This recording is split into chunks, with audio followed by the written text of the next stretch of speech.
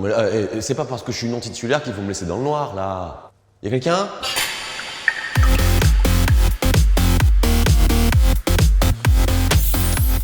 En 10 ans, le nombre de non-titulaires a doublé dans le second degré public. Dans l'enseignement professionnel, la part des non-titulaires en poste à l'année a considérablement augmenté sous le quinquennat Macron.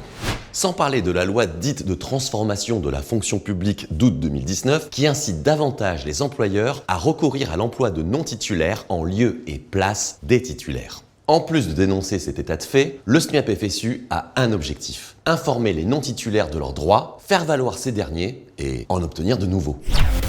Oui, mais alors, quels sont mes droits ?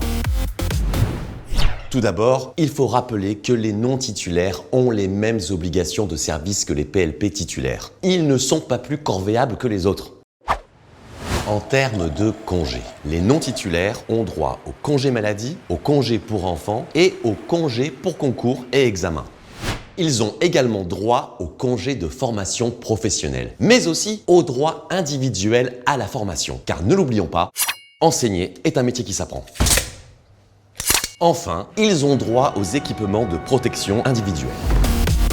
Du point de vue du salaire, le montant de la rémunération est fixé par les autorités administratives. Il doit prendre en compte, notamment, les fonctions occupées, les qualifications requises pour leur exercice, la qualification détenue par l'agent, ainsi que son expérience professionnelle antérieure. Une réévaluation du traitement, au moins tous les 3 ans, est également obligatoire pour tous les agents contractuels. Mais attention, les rectorats sont tentés de ne pas prendre en compte toutes les qualifications et expériences pour proposer des indices moins élevés.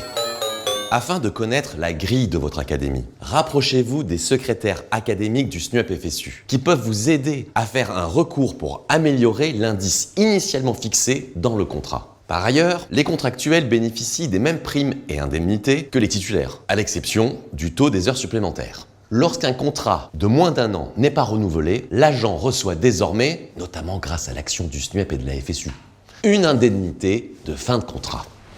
Et justement, c'est la réunion. Le droit syndical doit être aussi respecté pour les non-titulaires. Ils peuvent participer aux réunions d'information et aux stages à raison de 12 jours par an de droit.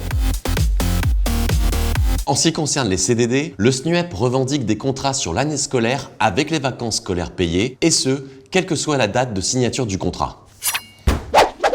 Si le CDI est automatique au bout de 6 ans sans interruption de plus de 4 mois, pour le SNUAP-FSU, l'objectif reste la titularisation, pour celles et ceux qui le veulent, et par le biais d'un plan de titularisation.